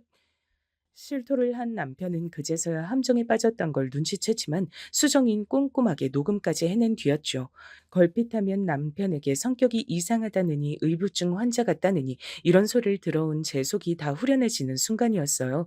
저는 왜 여태까지 이런 기발한 방법 하나를 떠올리지 못하고 제초도 못했을까 싶어 솔직히 말하자면 제 딸 수정이 앞에서 민망하고 면목이 없기도 했습니다. 우리 수정이 덕분에 속 시원하게 진상을 알게 됐네. 고마워. 우리 딸이 아니었으면 엄마는 또 억울했을 거야. 엄마, 이번엔 이혼할 거지? 뭐? 이혼? 글쎄, 우리 수정이 아직 대학도 안 갔는데 어떻게 엄마가 이혼 생각을 할 수 있겠어. 그건 나중에 한번 생각해 볼게. 나중에? 언제? 엄마 다 늙고 나서? 그럼 무슨 소용인데? 엄마, 자식 위해서 참고 사는 거, 그거 자식 위하는 거 아니야. 엄마가 안 행복한데 그 모습 보면서 자식이 어떻게 행복할 수가 있겠어? 맨날 할머니는 엄마 욕하고 깔보고, 아빠는 엄마 무시하고. 이게 정상이야? 그런데도 엄만 속 시원히 대꾸 한마디 못하고 꾹 참으면서 사는 거, 그렇게 사는 거 맞는 거냐고. 난 싫어. 엄마가 하루라도 빨리 자유롭게 살았으면 좋겠어. 나도 아르바이트 열심히 하면 되니까 나 키운다고 돈 들어갈 걱정 너무 하지 말고 그냥 엄마 편한 대로 하면 안 돼? 수정이가 작정하고 제 앞에서 이혼 얘기를 꺼냈을 때 전 주책스럽게도 눈물이 흘렸습니다. 전 그토록 나약한 엄마였어요. 딸이 꺼낸 이혼 이야기 앞에서 울기나 하다니. 이렇듯 엄마 자격이 없는 제가 수정이처럼 영민한 아이의 엄마여도 되는 것인가 싶었습니다. 하지만 수정이가 절 위한 천군만마란 생각을 머릿속에 떠올리면서 전 솔직하게 마음이 이끄는 대로 말을 꺼냈죠. 수정아, 엄마가 사실은 어떻게 해야 좋은 길인지 모르겠어. 나 자신을 위한 결정을 해본 적이 없었고 상황이 닥치는 대로 늘 그렇게만 살아왔기 때문에 내가 주체적으로 어떤 큰 결정을 내린다는 게 너무 낯설고 또 겁이 나기도 해. 이혼 때문에 네 할머니랑 갈등을 빚을 생각만 해도 심장이 막 떨려서 무섭고 그래. 엄마 참 못났지. 아니야, 엄마. 그렇게 생각하지 마. 내 눈엔 세상에서 제일 멋지고 위대한 사람이 바로 엄마야. 내가 옆에서 꼭 붙어서 우리 엄마 지켜줄 테니까 엄만 걱정하지 마셔. 알겠지? 눈물로 고개를 끄덕인 저는 이튿날 남편에게 이혼을 통보했습니다. 사실 그 직전까지만 해도 정말 이혼까지 가야 하나 말아야 하나 고민을 했는데 형식적인 부부고 전 남편이 단지 제 남편이고 제 아이의 아빠라서 이 가정에 매달려 살아왔을 뿐이지 제 가슴이 남편을 사랑하고 있지 않다는 걸 깨닫자 더 망설이긴 싫더라고요. 남편은 제 예상을 뒤엎고 흔쾌히 이혼에 동의를 해주었습니다. 그 이유가 황당하긴 했죠. 어디 나 없이도 잘 사는지 두고 보자. 분명 후회하겠지. 그런 소리를 자신 있게 뱉더군요. 덕분에 이혼할 수 있었네요. 불과 며칠도 안 지나서 후회로 몸부림친 건 제가 아니라 그쪽이었습니다. 내가 잘못했어. 먼저 이혼하자고 한 게 괘씸해서 홧김에 응했는데 내 본심은 그게 아니었어. 이혼할 생각은 추호도 없었다고. 우리 다시 합치자. 나 이제 바람도 안 필게. 집안일도 도울게. 수정이한테도 신경 좀 쓰고 그럴게. 어? 이미 떠나간 버스에다가 손을 그렇게 흔들어봤자 뭘 하겠나요. 버스는 이미 다른 정류장으로 갔어요. 저를 찾아와서 용서를 비는 전 남편의 모습을 보며 저는 묘한 승리감을 맛봤죠. 수정이가 아니었다면 평생 못 느껴봤을 기분이었습니다. 저란 여자가 설마 전 남편 앞에서 말을 그렇게 초연하게 뱉으며 거절을 할 수 있을 거라곤 그 이전엔 상상도 못 해본 바였어요. 심장이 막 떨렸으나 기분만은 상쾌했네요. 구질구질하게 매달리던 전 남편은 그렇게 떨쳐냈는데 관건은 전 시어머니였습니다. 건방지게 우리 아들한테 먼저 이혼장을 날렸길래 객기를 부리나 했더니 그게 아니라 진짜로 진심이었어? 수정이하고 둘이 살겠다고 얻은 이 원룸 꼬라지를 보니까 너무 가짜나서 말문이 막힐 지경이구나. 저희 둘이 짧게 살기엔 더없이 괜찮은 곳이에요. 그건 네 생각이지. 수정이가 이제 내일 모레면 성인인데 이딴 코딱지만한 데서 사는 게 말이나 되니? 구질구질한 네 수준에 맞춰 네가 자식도 끌어내리는구나. 처음부터 너는 수준이 영 아니었지. 그래도 순박하게 생겨먹어서 말은 잘 듣고 애는 잘 낳게다 싶었는데 못 하나 들어맞지를 않았으니 너만 아니었음 우리 아들은 괜찮은 여자와 결혼해서 나한테 손자도 둘 셋쯤 안겨줬을 텐데 너 때문에 모든 게 틀어졌어. 애초에 네가 화근이었어. 말씀을 이어갈수록 분에 차셨던 건지 시어머니께선 화가 나서 몸을 떠시더니 제 뺨을 때리셨어요. 몸에 새겨진 시어머니에 대한 공포로 전 굳어버렸고 한 번 더 제 뺨을 때리시는데도 방어하지 못했죠. 두 번째로 맞은 제가 방바닥에 주저앉자 시어머니께선 그대로 제 머리채를 잡고 흔드시며 소리를 지르셨어요. 전 무서워서 몸을 떨며 이리저리 휘둘리고 있었습니다. 그리고 바로 그때 수정이가 집으로 왔던 거예요. 시어머니께선 깜짝 놀라서 멈추셨고 제가 슬쩍 뜬 눈으로 본 광경은 수정이가 거침없이 다가와서 시어머니의 뺨을 후려치는 것이었습니다. 수정아, 네가 어떻게 이 할미의 뺨을... 내가 분명히 경고하는데 한 번만 더 우리 엄마 때리면 내가 진짜 당신 가만 안 둘 거야. 그리고 나 당신 손녀 아니야. 난 그냥 우리 엄마 딸이야. 그러니까 나한테 아는 척 하지 마세요. 충격에 빠진 시어머니께서 힘없이 돌아가던 그 뒷모습은 평생 잊혀지지 않을 장면이었습니다. 전 수정이를 끌어안고 고맙고 미안하고 속상해서 그날 펑펑 울었죠. 제가 아무래도 제 인생의 구원자를 직접 낳은 것 같다는 생각밖엔 들지 않았던 것 같아요. 공부도 잘했던 제 딸 수정이는 대학도 혼자서 갔습니다. 제가 돈을 대주지 않았는데도 장학금을 받고 입학을 했어요. 그 정도로 대견하고 대단했어요. 저도 엄마로서 딸에게 도움을 받기만 할 게 아니라 뭔가를 해주고 싶은데 수정이가 도무지 그럴 기회를 안 내어주더라고요. 이혼하고 7년 만에 좋은 감정으로 만나는 상대가 생겼을 때도 수정이가 적극적으로 밀어줘서 제가 용기를 낼 수 있었습니다. 재혼 목적도 아니고 그냥 서로 의지할 친구가 생긴 좋은 거잖아. 엄마, 난 굳이 망설일 이유가 없다고 봐. 수정이가 그렇듯 편하게 말을 해주지 않았다면 저는 좋은 상대를 놓쳤을 거예요. 저희 모녀를 아는 사람들은 입을 모아서 말했습니다. 딸이 최고라고, 딸을 정말 잘 키웠다고요. 그만큼 나무랄 데 하나 없는 제 딸 수정이는 근무처가 이동돼서 다른 지역에서 지내며 일을 하게 됐어요. 매일 밤마다 저에게 잘 자라는 인사를 남기던 수정이었기에 늘 이어진 기분으로 쓸쓸하지 않게 지냈습니다. 얼른 이쪽으로 돌아오라는 말이나 제가 그쪽으로 가겠다는 말을 설득 할 순 없었어요. 수정이에게 결혼을 생각하는 남자친구가 생겼기 때문입니다. 전에도 잠깐 알던 사이였는데 당시엔 흐지부지 됐다가 이번에 정식으로 만나게 된 거라 서로에 대한 확신이 있다 그랬습니다. 수정이가 일하던 그 지역은 남자친구의 고향이기도 했습니다. 자기 예비 시댁이 그쪽에 있으니까 수정이는 그곳에 의지를 많이 하면서 지내게 됐어요. 이미 자연스럽게 결혼 얘기가 오간 지 오래였고요. 보통 똑부러지는 딸이 아니었기 때문에 전 수정이가 마음먹은 결혼이라면 무조건 찬성이었습니다. 제가 못난 엄마라서 수정이에게 외가 친척이란 인맥을 만들어주지 못했고 친가는 애초에 글러먹은 곳이었으니 이제 자기 예비 시댁이 생겨 무척 다행이라 생각했어요. 가족이란 울타리가 인생을 살다 보면 정말로 중요하게 작용을 하잖아요. 그러니까 수정이에게도 그런 것이 튼튼하게 생겼단 것이 반가웠습니다. 그때까지만 해도 그렇게 믿었죠. 튼튼한 울타리라고요. 제가 수정이 책임지고 평생 행복하게 만들어주겠습니다. 믿고 맡겨주십시오. 제 앞에서 그렇게 외치던 예비 사위의 모습도 든든해 보였습니다. 아주 듬직한 사내였어요. 20대 중반까지 운동선수였다가 부상을 당해서 그만뒀다고 하더라고요. 체격이 무척 좋았고 얼굴을 웃는 인상이었습니다. 결혼에 대해 이런저런 대화를 자주 나눈다고 하는 두 사람, 그리고 자기 예비 시댁과 이미 좋은 사이로 잘 지내고 있는 수정이의 모습, 이런 것들이 저를 딱히 걱정할 것 없이 마음을 놓게 만들었습니다. 워낙 알아서 잘하는 제 딸 수정이가 어련히 알아서 잘 진행할까 싶었네요. 전 그저 수정이가 하자는 대로만 따르면 될 거라고 생각하며 지냈어요. 그러다 슬슬 상견례 날짜부터 일단 잡자는 얘기가 들려왔고요. 그때 일이 발생했던 겁니다. 수정아, 이번 주말에 올라와. 엄마가 장조림 해줄게. 웬 장조림? 엄마, 나 그거 싫어. 예전에 할머니가 장조림 국물 팍팍 졸이라고 하면서 엄마 등짝 때렸던 거 생각난단 말이야. 어머, 그랬어? 우리 딸은 기억력도 좋아. 그리고 그런 걸 아직도 마음에 담아두고 있어? 엄만 진작에 다 털어버렸는데. 난 우리 엄마 괴롭게 한 것들은 하나도 안 빼먹고 다 기억해. 내가 두고두고 이를 갈며 살 테니까 우리 엄마 편하게 다 털어버려도 괜찮아. 아, 엄마, 나 이제 전화 끊어야겠다. 왜? 우리 딸이 벌써 잠들 시간은 아닌데 이제 씻으러 들어가려고? 아니, 그게 아니라 대석이 오빠가 간만에 운동하던 얘 친구들 만나서 술 한잔한다 그랬거든?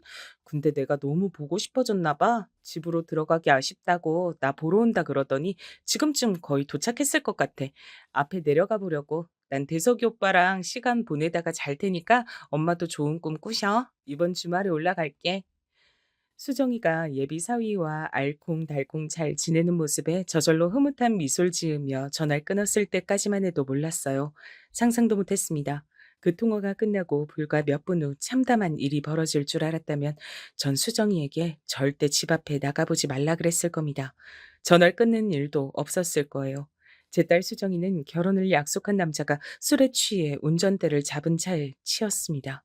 억울하고 허무하고 기가 막히고 정말 이걸 어떻게 표현해야 할지 모를 끔찍한 사고였습니다. 예비 사위가 수정이가 사는 건물 앞에 쌓여 있던 구조물을 들이박았고 그 구조물이 하필이면 수정이 쪽으로 무너졌습니다. 불쌍한 제 딸 수정이는 양다리가 구조물에 깔려 크게 다쳤어요. 주말에 수정이가 올라올 줄 알았는데 설마 제가 내려가서 병원의 중환자실에 누워있는 수정이를 볼 줄은 몰랐습니다. 수정아, 아, 안 돼. 우리 딸 운동하는 걸 좋아해서 신발을 몇 켤레씩 사서 모으던 너였는데 네가 절망에 빠져서 못 일어날까 봐 난 그게 무섭다. 수정아, 불쌍한 우리 딸 어떡하면 좋아? 의료진은 최선을 다했다고 얘기를 하면서 필요한 조치는 앞으로도 수정이의 컨디션에 따라 다 할 거라고 강조를 했으나 그러면서도 양쪽 다리가 예전처럼 동시에 걷고 뛰는 일은 앞으로 영영 없을 거라고 그것만은 힘들 거라고 그렇게 덧붙여서 결국 저를 신신하게 만들었습니다. 수정이는 성격만큼이나 움직이는 것도 활동적인 아이였어요. 소심한 자기 엄마하고는 판이하게 달라서 테니스도 잘 치고 등산도 곧잘 하던 인물이었습니다. 결혼하고 나면 아이를 가지기 전에 마라톤에도 정식으로 도전해 볼 거란 얘기도 했었어요. 그런 수정이의 제잘거림을 전 다 기억하고 있는데 제 딸의 두 다리가 이제 영원히 동시에 움직이는 모습을 볼 수 없게 됐다는 것이 믿어지지가 않았습니다. 끔찍해도 너무 끔찍했어요. 수정이가 눈을 뜨는 순간이 오는 것조차 두려웠습니다. 죄송합니다. 죄송합니다. 죄송하단 말씀밖엔 드릴 게 없어서 미치겠습니다. 제가 당연히 끝까지 수정이 책임지고 가겠습니다. 제가 평생 옆에 끼고 살겠습니다. 죄송합니다. 음주운전으로 그런 사고를 벌인 예비사위는 얼굴이 완전히 상해 있었습니다. 마음 같아서는 당연히 예비사위의 꼴도 보기 싫었어요. 멱살을 잡아 흔들고 수정이의 다리를 돌려놓으라고 하고 싶었습니다. 하지만 수정이에게 선택을 맡겨야 할 것 같아 꾹 참았습니다. 다 무슨 소용인가 싶기도 했고요. 간신히 눈을 뜬 수정이는 자기 다리 상태부터 면밀히 파악에 들어가더군요. 그리고 두 번 다신 이전처럼 지낼 수 없다는 사실을 인지했습니다. 저는 그렇게 허망한 눈빛으로 우는 수정이의 모습을 본 일이 없었습니다. 수정이는 병실의 천장만 바라보며 하염없이 울었어요. 그런 수정이의 옆에서 저도 울고 있었습니다. 그리고 저는 예비 사위가 수정이를 평생 책임지고 안고 가겠다는 입장을 밝혀왔다는 것도 상세히 알려줬죠. 예비 사위는 죄책감이 너무 고통스러워서 차마 병원에 발도 못 들이겠다고 하면서 수정이를 보러 오지 않은 상태였습니다. 수정이가 의식을 되찾았고 컨디션도 올라오고 있으니 예비사위가 이제 방문을 할 때가 됐다고 그렇게 생각을 하던 참이었어요. 수정이의 예비시댁, 그러니까 저에겐 예비 사돈댁 사람들이 오더니 미친 소리를 늘어놨습니다. 죄송합니다. 수정이 너무나도 영특하고 좋은 아이예요. 저희도 잘 알아요. 하지만 자식 새끼가 우선입니다. 이런 결혼으로 우리 아들 발목을 잡게 할 순 없어요. 결혼은 없던 일로 했음 합니다. 저기, 이보세요. 제 딸은 한쪽 발목이 으스러졌는데 발목을 잡지 말란 소리를 어떻게 하시나요, 지금? 제가 옳게 들은 건지 헷갈릴 지경이네요. 설마 이렇게나 양심 없는 집안이라고는 생각하지 않겠습니다. 저희 가족을 욕하고 손가락질 하셔도 할 말 없어요. 하지만 우리 아들 앞길 위해서라면 그 어떤 욕을 먹더라도 감수할 수 있습니다. 저도 수정이가 너무 안 됐고 미안하지만 어쩔 수 없는 건 어쩔 수 없는 거예요. 우리 아들보다 우선일 수는 없어요. 죄송합니다. 우리 아들이 멀쩡한 사람과 새로 인연 맺고 잘 살 수 있도록 그렇게 해주고 싶어요. 저는 예비 사돈댁 입에서 나온 우리 아들이란 말을 듣자마자 절 피마르게 만들었던 전 시어머니 그분이 떠올라서 머리가 어지러웠습니다. 역겨운 기분이 들어서 당장이라도 헛구역질을 하고 싶은 걸 꾹 참고 간신히 입을 열었어요. 우리 불쌍한 수정이, 제 딸, 그쪽 잘난 아들께서 술 처먹고 운전만 하지 않았어도 이런 일 당하지 않았을 거예요. 그런 억울한 사고로 한쪽 다리는 완전히 제 기능을 상실하게 된 지 이제 2주일도 채 안 지났습니다. 그런데 제 앞에 와서 어떻게 그런 소리를 하세요? 사람이라면 그러시면 안 되죠. 그럴 순 없는 거죠.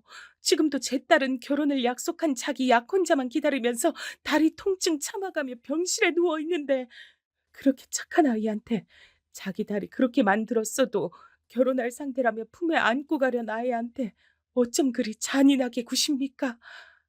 우리 아들도 충격이 커서 지금 일상생활이 힘들 지경이에요. 우리 아들도 따지고 보면 피해자라고요.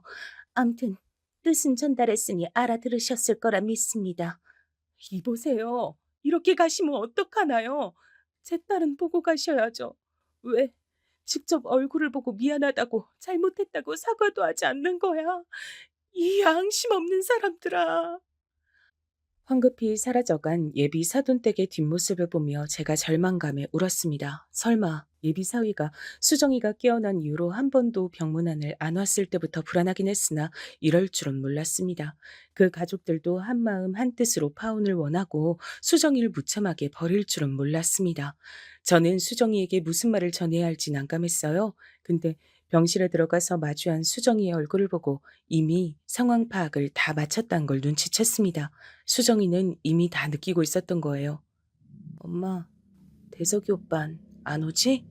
그쪽 식구들도 아무도 안 오는 거 맞지? 조용히 묻는 수정이의 목소리 앞에서 전 벼락이라도 맞은 것 마냥 몸을 떨며 아무 대답도 참아 못했습니다. 그것으로 충분히 답이 됐는지 수정이는 공허하게 눈물을 흘릴 뿐이었어요. 충격을 받은 모습에 제 가슴이 찢어졌습니다. 자기 예비 시댁이라 생각해서 수정이가 그 집에 자주 연락을 하고 과일도 사가고 빵도 사가고 이런저런 얘기를 다 나누고 재산 얘기도 하고 그랬다는데 이미 며느리라 다름 없었는데 어떻게 이런 잔인한 배신을 당한단 말입니까? 사고의 원흉이 그쪽에 있음에도 다리가 불편한 며느리는 맞기 싫다는 그 집안 사람들의 이기심이 한없이 역겹게 느껴졌습니다. 치사하고 비겁한 예비 사위는 얼굴도 비추지 않았어요. 바로 그 점이 늘 당당하고 자신감이 넘쳤던 수정이의 고개를 떨구도록 만든 것 같았습니다. 결혼을 바라보던 남자에게서 설마 그렇게까지 외면을 받을 줄은 몰랐던 거예요. 아픈 다리를 붙잡고 눈물을 흘리는 수정이의 모습을 보며 전 결심했습니다. 엄마가 되어가지고서 늘 딸에게 받기만 해왔는데 이제야 제가 진정으로 나설 때인 듯 싶었어요. 제가 나서서 제 딸 수정이를 위해 행동을 띄었습니다. 수정아, 이제 그만 울자. 네 눈물이 아까워, 응? 나도 울기 싫어. 근데 눈물이 나오는 걸 어떡해. 내 자신이 너무 바보 같아. 평생 나만 위할 것처럼 떠들었던 그놈의 가식적인 주둥이를 확 찢어버리고 싶은데 그럴 수가 없잖아. 그럴 힘이 없잖아. 이대로 당하고 버려져야 한다는 게 분하고 억울해서 눈물이 나와. 내가 멍청해서 잘못된 사랑을 했나 봐. 엄마한테도 너무 미안해. 너는 잘못 없어. 잘못은 그쪽에서 한 거야. 수정아, 조금만 기다려. 엄마가 반드시 복수해 줄게. 제품에 안겨 엉엉 웃는 동안 수정이는 제 말이 진담인지 몰랐습니다. 하지만 전 이튿날 곧장 실행에 들어갔어요. 예전에 수정이가 제 전남편을 향해서 심부름 센터란 걸 운운했던 때가 기억났습니다. 그래서 사람들을 고용하기로 했어요. 바람잡이 역할 해줄 사람들이 필요한데 이런 것도 해줄 수 있나요? 술자리를 좋아하는 어떤 남자 곁에 가서 부추기는 게 중요한 일이에요. 보수는 원하시는 만큼 맞춰드리겠습니다. 제 하나뿐인 딸의 복수예요. 꼭 성공해야 합니다. 사랑하는 사람을 위해서 움직일 때는 아무 망설임도 뒤따르지 않는다는 걸 전 깨달았습니다. 제가 원하는 상황을 유도하고 만들어줄 인력들을 구하는 동안 전 복수심에 불타올랐을 뿐 조금도 그만둬야겠다는 생각이 들지 않았거든요. 예비사위는 수정이에게 너무 미안해서 병문안도 못 오겠고 얼굴도 못 붙이겠다고 하더니 자기 가족들 뒤로 숨어서 파혼을 통보하고 친구들을 만나고 멀쩡히 일도 다니고 심지어 술자리도 가지면서 너무나도 잘 지내고 있었습니다. 그 근황에 헛웃음부터 났죠. 수정이는 다리 통증 때문에 잠도 제대로 못 자고 있는데 그리고 그보다 더한 마음의 통증으로 힘들어하고 있는데 가해자만 행복한 세상이 참으로 부조리하다 느꼈습니다. 직접 나서지 않으면 처단이 안 되겠더군요. 술자리를 워낙 좋아하는 예비사위의 성격을 이용해 바람잡이들을 고용했어요. 일부러 예비사위에게 비싼 술을 한턱 쏘는 것처럼 상황을 만들었습니다. 예비사위는 난데없이 옆 테이블 사람들이 자기한테 비싼 양주를 쏘니까 이게 웬 떡이고 행운이냐 싶어서 앞뒤 가리지 않고 신나게 마셔댔고요. 비싼 양주는 도수도 높았습니다. 술에 기분 좋게 취한 예비사위는 술자리에서 이런 소리도 떠들었다고 해요. 나 때문에 창창한 앞길 박살이 난 어느 불쌍한 여자를 위해 건배. 내가 한 여자의 인생을 나락으로 떨어뜨린 진짜 상남자 중에 상남자라 이겁니다. 진짜 백이 남자라면 여자 인생 망쳐놓은 걸 훈장으로 생각하고 어깨에 힘 주면서 살아야죠. 전달받은 녹음본으로 그 소리도 들었는데 피가 거꾸로 솟더군요. 그래서 더욱 후회가 되지 않았어요. 제가 고용한 바람잡이들이 예비사위에게 새벽에 아무도 안 다녀서 레이스 애호가들이 종종 모여서 단거리 운전 시합을 하는 길이 있는데 거기에 가보자고 말을 해댔어요. 강심장을 가진 부잣집 남자들만 가지고 있는 취미란 얘기를 듣자마자 예비사위가 홀린 듯 따라갔다고 합니다. 거기서 유혹에 안 넘어갔으면 예비사위는 스스로를 지킬 수 있었겠죠. 하지만 술에 잔뜩 취한 상태인데도 그런 도로에서 외제차를 몰아볼 수 있다고 하자 바로 넘어가서 또 운전대를 잡았어요. 예비사위는 애초에 상습적으로 음주운전을 하던 놈이었던 겁니다. 아무런 죄의식이 없었어요. 이야, 옛날에 단종돼서 보기 힘들어진 기종인데 오늘 만난 형님들 덕분에 몰아보게 돼서 영광입니다. 제가 저기 도로 끝까지 한번 몰아봐도 되죠? 예비 사위는 신이 나서 그 차를 타고 엑셀을 밟았습니다. 하지만 그 차는 옛날 외제차를 흉내내려고 겉만 꾸며낸 것이었고 결함도 많았습니다. 술에 취해 광란의 질주를 하던 예비 사위는 아무도 없는 도로에서 차가 헛돌자마자 당황했고 대처도 하지 못한 채 사고를 당했어요. 팔다리는 멀쩡했으나 뇌 쪽을 다쳐 영영 초등학교 저학년 정도의 지능을 가지고 살게 됐습니다. 그쪽이 우리 아들 저주한 거 아니에요? 그래서 우리 아들이 지금 이렇게 된 거 아니냐고. 예비 사돈댁이 달려와서 저에게 울부짖었을 때 전 시치미를 뚝 떼며 속으로만 차가운 통쾌함을 느꼈습니다. 그때는 제 딸 수정이가 사고를 당했던 날로부터 이미 9개월여가 지난 시점이었어요. 많이 힘들어했던 수정이는 조금씩 다시 삶의 의지를 키워가고 있었습니다. 그러다가 예비 사위의 소식을 접하고 나서 깜짝 놀랐던 거죠. 뭐? 엄마, 그거 진짜야? 그놈이 술 먹고 운전했다가 사고를 당해서 지능이 낮아졌다고? 그럼 그 가족들이 평생 수발 들며 살아야겠네? 음, 그렇게 됐다고 하더라. 혹시 엄마가 날 위해 복수해 준 거야? 내가 무슨 수로 그렇게 했겠어. 하늘이 노해서 벌을 내린 거지. 그럼 내가 그놈이 그렇게 돼서 속으로 기뻐한 걸 두고 죄책감을 가질 필요 없는 거지? 엄마, 나 그냥 후련해 해도 되는 걸까? 제 딸 수정이는 똑똑한 아이였어요. 그래서 제 손을 꼭 붙잡는 손길에 실린 힘을 보고 제가 예비 사위의 사고와 연관이 있음을 수정이가 진작 눈치챘다는 걸 저 또한 느꼈습니다. 하지만 아무 말도 않고 웃었죠. 작업 비용으로 적잖은 돈이 쓰였지만 조금도 후회되진 않았어요. 어차피 그 돈은 전 남편과의 결혼 생활에서 한 푼, 두 푼 안 쓰고 안 입고 안 먹으면서 제가 따로 모았던 비상금이었습니다. 제가 좋은 감정으로 만나던 분이 적극적으로 돈을 대주기도 하셔서 그 돈까지 더해 작업 비용을 마련했던 거였죠. 전 분명히 적당하지 않은 나쁜 짓을 벌였어요. 그러나 지옥불에 떨어진다 하더라도 제 딸 수정이에게 깊은 상처를 안긴 그놈과 그 집안 사람들에게 대가를 맛보게 해주고 싶었습니다. 그걸 지켜내고 나자 잘했다는 생각밖에 들지 않아서 옛날에 소심하고 심약한 저라는 인간은 어디로 가고 강인한 엄마의 모습만 남게 되었을까 싶더라고요. 수정이는 지금 휠체어 없이도 목발만 끼고 다닐 만큼 많이 괜찮아졌어요. 이따금씩 지독한 통증이 올라와서 약 없이는 힘들어하기도 하지만 그 곁에 묵묵하게 애정을 보내주는 사람이 있으니 수정이가 많이 의지가 되는 모양이에요. 새롭게 좋은 인연을 만나서 보기만 해도 미소가 나올 만큼 제 딸 수정이는 아기자기한 사랑을 하며 살아가고 있답니다. 저 역시 마찬가지고요. 앞으로 저희 모녀 당당하게 잘 살아보려고 해요.